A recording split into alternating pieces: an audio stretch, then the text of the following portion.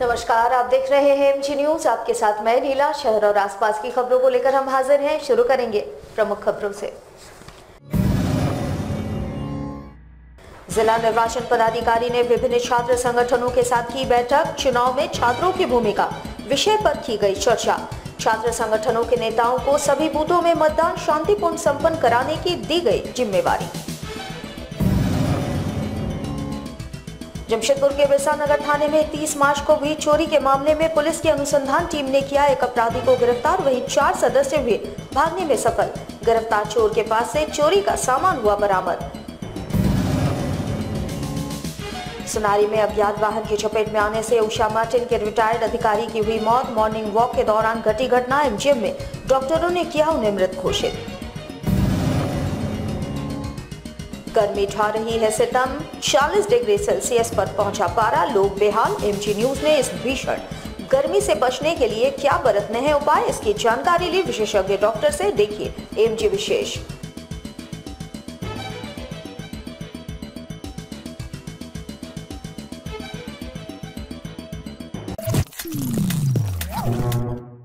अब खबरें विस्तार से। जमशेदपुर में जिला निर्वाचन पदाधिकारी ने विभिन्न छात्र संगठनों के साथ बैठक कर चुनाव में छात्रों की भूमिका पर विचार विमर्श किया। वहीं छात्र संगठन के नेताओं को सभी बूथों में मतदान शांतिपूर्ण संपन्न कराने की जिम्मेवारी भी सौंपी गई। बिष्टुपुर स्थित जिला मुख्यालय सभागार में निर्वाचन पदाधिकारी के द्वारा विभिन्न छात्र संगठनों के लोगों के साथ बैठक की गई, जहां जिला निर्वाचन पदाधिकारी ने सभी छात्र संगठनों को चुनाव शांतिपूर्ण ढंग से संपन्न कराने एवं चुनाव में छात्रों की भागीदारी को सुनिश्चित करने के लिए कई दिशा निर्देश दिए। वहीं जिला निर्वाचन पदाधिकारी अमित कुमार ने कहा कि इलेक्शन कमीशन के दिशा निर्देश पर पहली बार छात्रों की भागीदारी को भी शांतिपूर्ण ढंग से चुनाव संपन्न कराने में शामिल किया जा रहा है, जहां ये सभी छात्र बूढ़े एवं मिलेनियम मतदाताओं को जागरूक कर मत के प्रतिशत को बढ़ाने का काम करेंगे, जिन्हें विभिन्न बूथों की जिम्मेवारी दी जा रही है, जिससे छात्र भी काफी खुश नजर आ रहे हैं।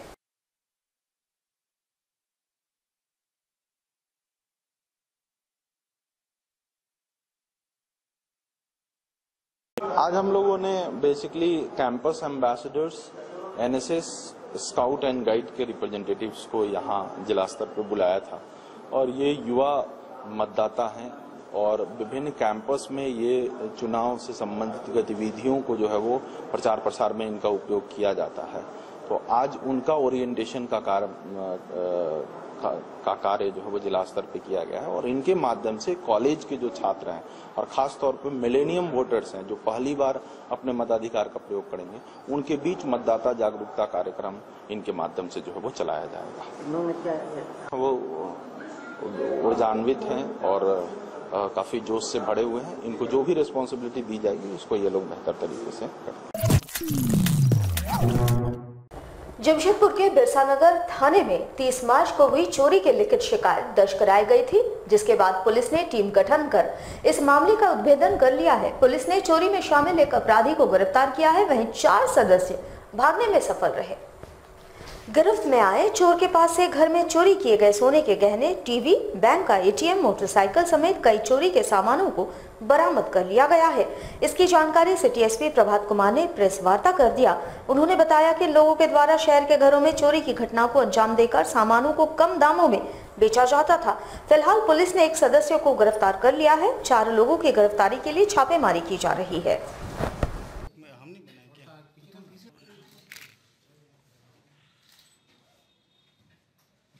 बिरसा नगर क्षेत्र के जोन नंबर 5 में एक चोरी की घटना रिपोर्ट हुई थी। जो वादनी थी उनके द्वारा बताया गया कि 25 जनवरी को ही वो अपने पति के इलाज के लिए बेंगलोर गए हुए थे और फिर लगभग 1.5 महीने बाद पड़ोसी के द्वारा उनको फ़ोन करके बताया गया कि शायद घर में चोरी हुई है और पड़ोसी के द्वारा थाना को भी फ़ोन किया गया था। थाना के बाद थाना के पदाधिकारी वहाँ पहुँचे और पाया गया कि उस घर में चोरी हुई है। उसके बाद वादनी आई और तब प्राथमिकी दर्ज हुआ। प्राथमिकी दर्ज होने के बाद डीएसपी सिटी के नेतृत्व में एक टीम का गठन किया गया था और ये टीम बहुत ही प्रोफेशनल तरीके से काम करते हुए न सिर्फ चोरी करने वाले एक चोर को गिरफ्तार किया है, बल्कि चोरी किए गए सभी सामानों की बरामदगी हो गई है।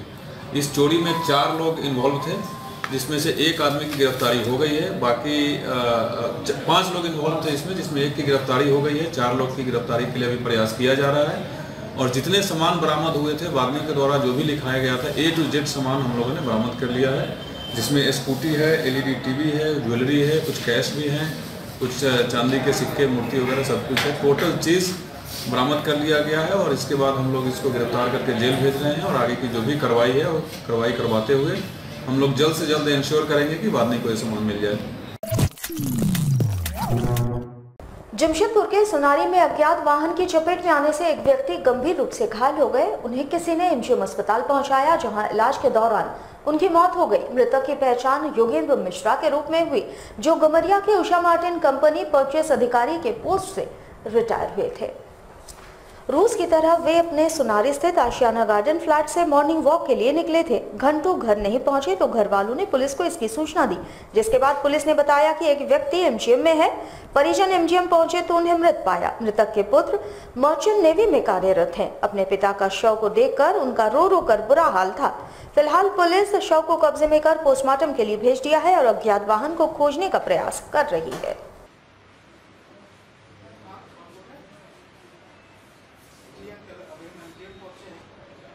मेरा नाम वाई मिश्रा जी था। सुबह आशियाना में 8 DG ब्लॉक में रहते हैं। सुबह मॉर्निंग वॉक में निकले थे तो मेरीन ड्राइव की तरफ जा रहे थे तो एक्सीडेंट हुआ, कोई इनको पहुंचाया जैसा कि मालूम हुआ हम लोग को। अभी नहीं रहे, लोग उषा मार्टिन के परचेज ऑफिसर हुआ करते थे, रिटायर हुए हैं। जमशेदपुर में गर्मी ने दस्तक दे दिया है। शहर का तापमान 40 डिग्री सेल्सियस पर चले गया है। ऐसे में रोजमर्रा के कामों के लिए घर से बाहर निकलने वालों को काफी परेशानियों का सामना करना पड़ रहा है। AMG न्यूज की टीम ने विशेषज्ञ डॉक्टर से गर्मी से बचाव के उपायों की जानकारी ली। विशेषज्ञ डॉक्टर कैप्टन NN झा से AMG न्यूज के संवाददाता ने बात की। उन्होंने कहा, गर्मी के दौरान शरीर को अत्यधिक तापमान से जूझना पड़ता है। ऐसे में विशेष एहतियात की आवश्यकता होती है। डॉक्टर के अनुसार इस दौरान हीट स्ट्रोक और हीट एक्सर्शन से बचने की जरूरत है। इसके तहत मसल्स में दर्द और शरीर में थकान महसूस होने लगती है। उन्होंने शरीर के खुले हिस्से को ढककर चलने की और ज्यादा से ज्यादा पानी पीने की सलाह दी। क्या कह रहे हैं डॉक्टर, आइए आप तक पहुंचाते हैं।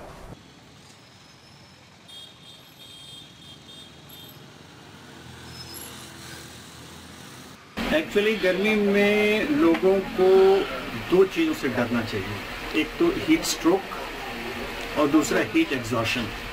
अब जनरली लोग पूछते हैं कि हीट स्ट्रोक और हीट एग्जॉशन में क्या फ़र्क है। एक्चुअली हीट स्ट्रोक का पहला स्टेज ही हम बोलेंगे heat exhaustion. Heat cramps develop करता है, मतलब मसल फैटीग जिसको बोलते हैं। आपको थकान महसूस होने लगेगी और मसल में दर्द होने लगेगा।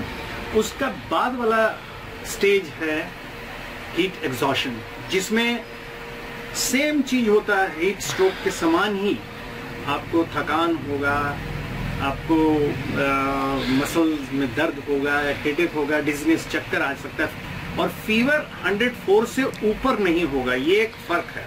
जबकि हीट स्ट्रोक में टेम्परेचर जो है वो 104 से भी ऊपर चला जाता है। और दूसरा जो मेजर फर्क है वो कि इसमें हीट एग्जॉशन में आपको पसीना निकलेगा, आपका स्किन जो होगा, आपकी त्वचा जो होगी वो भीगी होगी, मतलब मॉइस्ट होगा। और जबकि हीट स्ट्रोक जब डेवलप कर जाता है तो उसमें त्वचा एकदम सूखी, स्वेटिंग बंद हो जाता है, एक्चुअली पसीना आना बंद हो जाता है और टेम्परेचर 104 से ऊपर चला जाता है। अब हम बचाव कैसे करें? बचाव सीधी सी बात है, हम गर्मी वाले जगह से बचेंगे और बाहर में धूप में नहीं निकलेंगे। अगर निकलेंगे तो सर और गर्दन खासकर ढक के निकलेंगे। ये तो बचाव का तरीका हुआ। दूसरी चीज है कि जब भी हम बाहर निकलें, जाने के पहले हम पानी खूब पी लें या पानी से मिलता जुलता ड्रिंक्स पी लें, जिसके चलते हम ये कर सकें। इसमें क्या क्या नहीं पीना चाहिए अगर हीट एग्जॉशन होता है, हीट स्ट्रोक होता है, तो हमें खासकर चाय, कैफिनेटेड और अल्कोहल बेवरेजेस नहीं पीना चाहिए, क्योंकि वो और ज्यादा इसको बढ़ावा देता है। जमशेदपुर में आगामी 5 अप्रैल को हिंदू उत्सव समिति के आह्वान पर हिंदू नववर्ष यात्रा निकाली जा रही है, जिसकी तैयारियां पूरी कर ली गई है। मानगो के डिमना मैदान से ये यात्रा निकलेगी और साक्षी के आम बगान मैदान में पहुंचकर यात्रा समाप्त होगी, जहां भारत माता की आरती उतारी जाएगी। लगातार प्रत्येक वर्ष इसी दिन हिंदू नववर्ष यात्रा निकाली जाती है, जिसमें लाखों की संख्या में लोगों की भीड़ उमड़ पड़ती है। इस बार भी ये यात्रा डिमना मैदान से निकलेगी, जो साक्षी के आम बगान मैदान में पहुंचकर समाप्त होगी, जहां भारत माता की आरती की जाएगी। इस विषय में जानकारी देते हुए समिति के अध्यक्ष रामबाबू तिवारी ने कहा कि हिंदू नववर्ष यात्रा हिंदुओं का शौर्य को बयां करती है, इसलिए इसमें शहर से लाखों की संख्या में लोग निस्वार्थ भाव से शामिल होते हैं। इन्होंने कहा कि इस बार यात्रा में हथियारों पर पूर्ण पाबंदी लगा दी गई है। अगर कोई हथियार लेकर यात्रा में शामिल होते हैं तो उस पर प्रशासन कार्रवाई करेगी। साथ ही उन्होंने अपील की है कि कोई भी नशे आदि का सेवन कर यात्रा में न पहुंचे। इन्होंने पूरे शहर वासियों से अपील की है कि इस नववर्ष यात्रा में शामिल होकर हिंदुओं के गौरव और एकता का परिचय समाज में प्रस्तुत करें।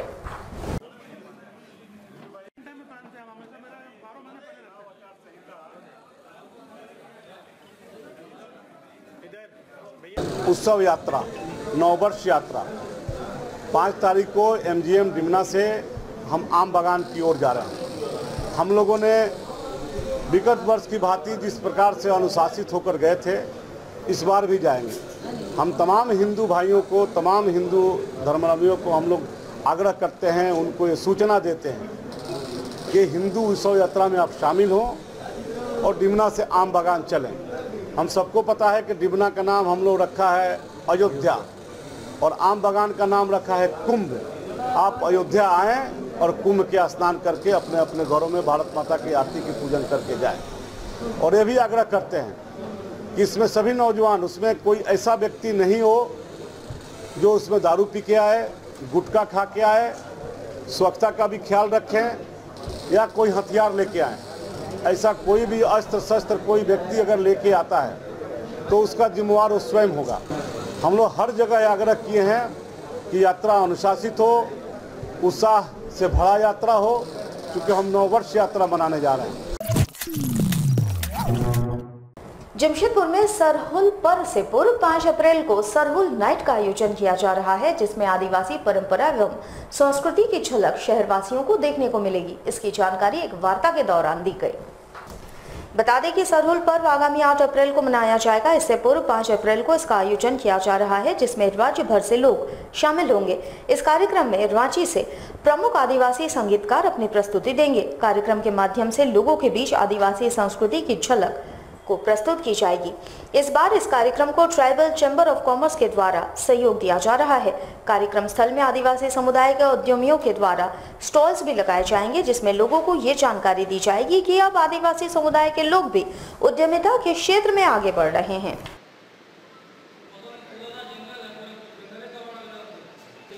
कल जो आगामी 8 तारीख को जो सरहुल का त्यौहार जो मनाने वाला है, उसके उपलक्ष्य में उसके पावन अवसर पर कर एक सरहुल नाइट, सरहुल पूर्व संध्या का आयोजन एक रिको मैदान में संध्या 6 बजे से आयोजन किया जाएगा। आयोजन जो अखिल भारतीय आदिवासी विकास परिषद की तरफ से किया जा रहा है। क्या है कि आदिवासी का जो संस्कृति सभ्यता काफ़ी समृद्ध तो है, लेकिन हम लोग चाहते हैं कि संस्कृति तभी बचेगा जब लोग बचेंगे।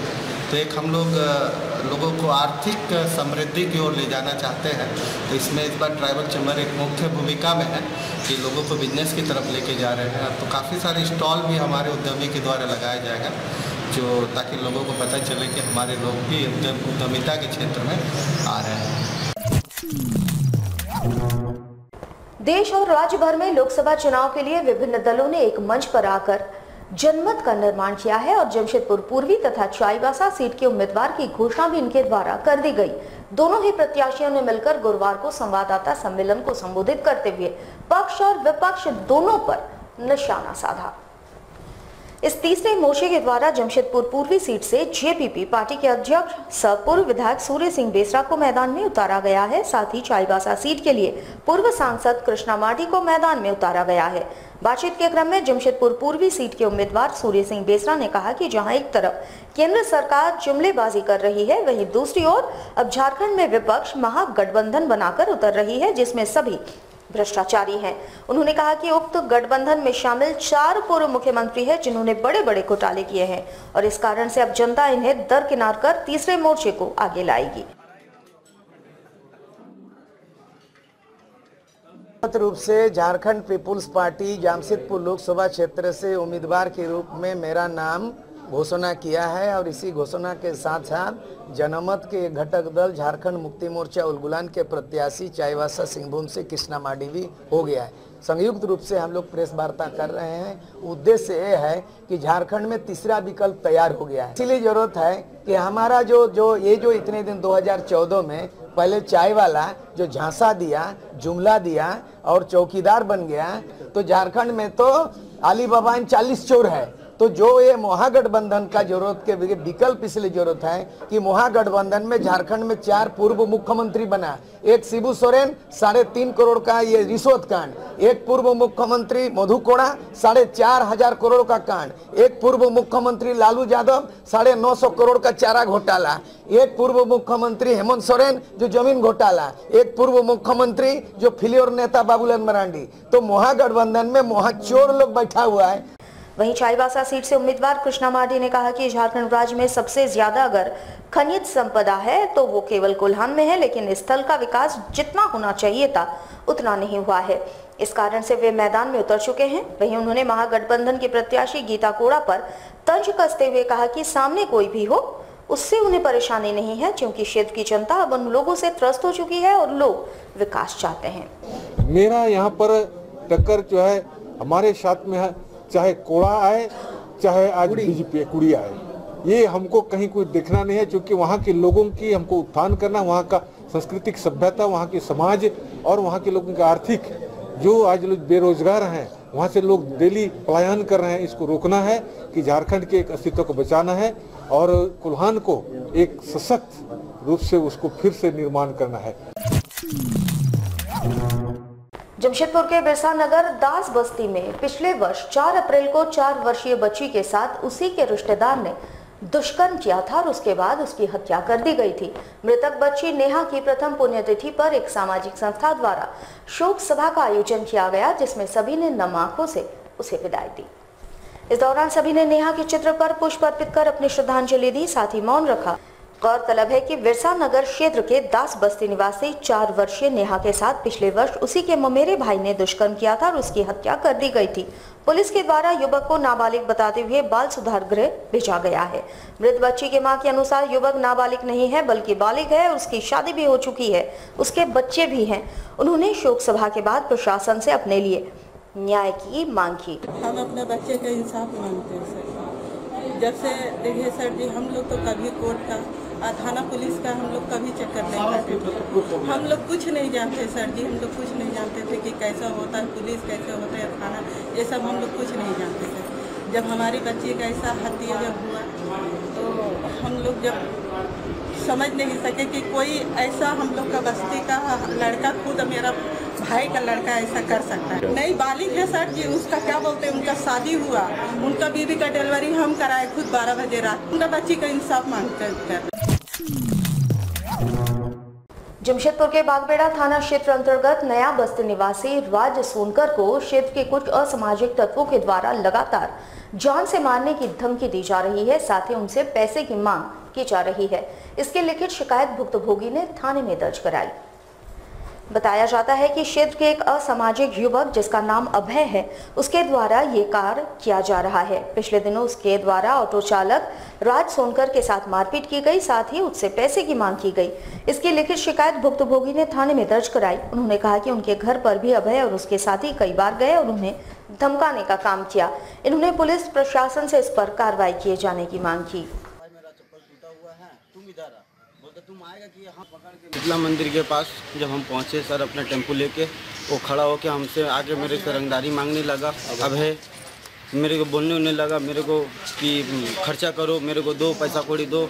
हम जब नहीं दिए सर, गर्दन पकड़ के मारने उन्हें लगा मेरे को। बस सर नहीं मालूम वो मेरे से क्या मांगता है, क्या चाहता है, नहीं मालूम सर। बस मेरे को गाड़ी घोड़ा चलाते हैं सर, ऑटो अपना चलाते हैं।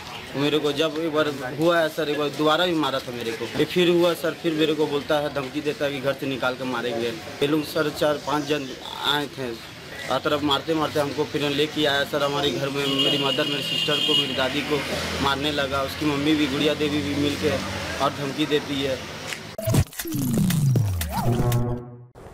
जमशेदपुर के एक निजी स्कूल द्वारा अभिवंचित वर्ग के छात्रों के अभिभावकों के साथ बदसलूकी की जा रही है। अभिभावकों के अनुसार इनके द्वारा स्कूल प्रबंधन के खिलाफ शिकायत की गई थी, जिसके बाद से ही स्कूल प्रबंधन बदसलूकी पर उतर गई है। इस मामले को लेकर जमशेदपुर अभिभावक संघ ने जिले के उपायुक्त से गुहार लगाते हुए मुलाकात की, साथ ही उनसे शिकायत भी की गई। इस दौरान संघ के अध्यक्ष ने कहा कि मानगो स्थित केरला पब्लिक स्कूल प्रबंधन के मनमाने रवैये के खिलाफ कुछ दिनों पूर्व अभिभावकों ने जिले के उपायुक्त को शिकायत की थी और उसमें संघ ने अभिभावकों का साथ दिया था और उसके बाद से ही स्कूल प्रबंधन के द्वारा उक्त अभिभावकों के साथ बदसलूकी की जा रही है और उन्हें नामांकन फॉर्म नहीं दिया जा रहा है। संघ के अध्यक्ष बताते हैं कि स्कूल प्रबंधन द्वारा अब अभिभावकों से ये कहा जा रहा है कि अभिभावक संघ के द्वारा जबरन दाखिले के नाम पर पैसे लिए जा रहे हैं, तब जाकर उनके बच्चों को स्कूल दाखिला देगी। इन्होंने जिले के उपायुक्त से इस मामले पर सख्त कार्रवाई की मांग की। दिनों केरला पब्लिक स्कूल मानगो में आवेदित कमजोर वर्ग के हुए अभिभावक जो अपने बच्चे का नामांकन कराने के लिए गए थे, स्कूल प्रबंधन द्वारा अधिनियम के प्रावधान से अलग हटके अलग अलग कागजात की मांग करके उन्हें परेशान किया जा रहा है। इसके विरोध में अभिभावकों ने संघ के साथ मिलकर जिला प्रशासन के समक्ष शिकायत दर्ज कराई थी, लेकिन अब वो शिकायत दर्ज कराने वाले अभिभावक जब पुनः स्कूल जा रहे हैं तो स्कूल प्रबंधन द्वारा उनको टारगेट करके उनको तो जलील किया ही जा रहा है। इसके अलावा उनके आवेदन को यह कहते हुए छाट दिया जा रहा है कि उनका जो घर की दूरी है स्कूल से 2 किलोमीटर से ज़्यादा है, जबकि अधिनियम के प्रावधान में 6 किलोमीटर तक स्कूल से 6 किलोमीटर तक के दायरे के बच्चों का नामांकन लेने की बात कही गई।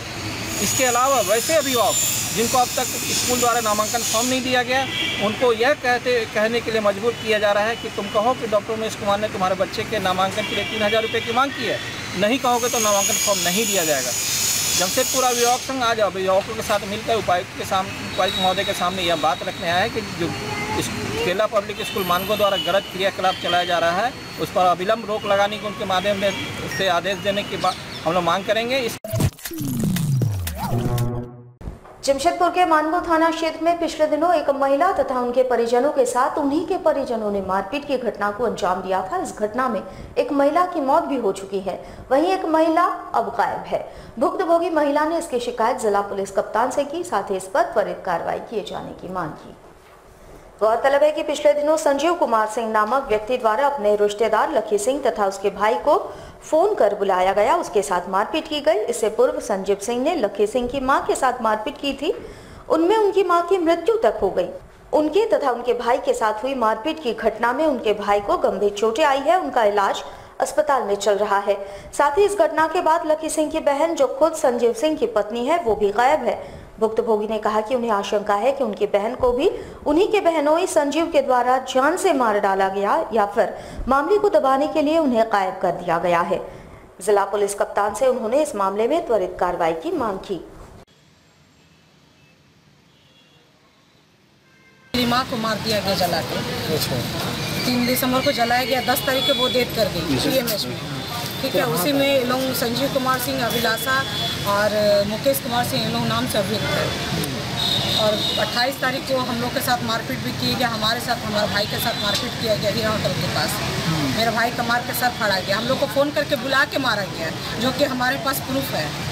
हम लोग को फ़ोन करके बुला के हम लोग को मारा गया। मेरे भाई को उसी दरमियान सर फट गया, वो एमजे में एडमिट भी था, वो तो ख़त्म हो गया। कल हमको पता चला कि मेरी बहन भी गायब है, संजीव की पत्नी वो गायब है। और जैसे पता चला तो हम भी जानकारी लेने लगे क्या हुआ क्या नहीं हुआ, लेकिन पता चला कि सही में वो गायब है। उसको बहुत गंदे तरीके से मारा था और मार करके उसको जान से मार दिया कि क्या किया कुछ पता नहीं है। इसलिए हम लोग एसएसपी साहब से मिल रहे हैं कि सर मेरी माँ को तो मार ही दिया गया, हो सकता है मेरी बहन को भी मार दे या फिर वही हटा के रखा हो केस बनाने के लिए। जमशेदपुर के दक्षिण घागेड़ी पंचायत क्षेत्र में मुखिया की मनमानी अब स्पष्ट तौर पर झलक रही है, जहां मुखिया के द्वारा केवल गिने चुने संवेदक को ही काम दिया जा रहा है और संवेदक भी वैसे जो आधे अधूरे काम को छोड़कर क्षेत्र से नदारद हो रहे हैं। इस क्षेत्र में कई कार्य मुखिया की स्वीकृति द्वारा की गई है, लेकिन सभी कार्य में केवल 4 संवेदक को ही कार्य करने का मौका मिलता है और इस पूरे खेल में पंचायत समिति सदस्य भी मुखिया का भरपूर सहयोग करते हैं। क्षेत्र के निवासियों के अनुसार मुखिया के चुनिंदा 4 संवेदक हैं जो इस क्षेत्र में किसी भी तरह के सरकारी टेंडर को भरते हैं और कार्य भी इन्हीं को मिलता है। इनके अनुसार क्षेत्र में और किसी भी संवेदक को कार्य करने का मौका नहीं दिया जाता। साथ ही साथ अगर कोई संवेदक कार्य के लिए उत्सुकता दिखाते हैं तो उनसे पैसों की मांग की जाती है। स्थानीयों ने कहा कि जो संवेदक कार्य करते हैं वो निर्माण घटिया होता है, उस पर भी कोई सुनवाई नहीं की जाती।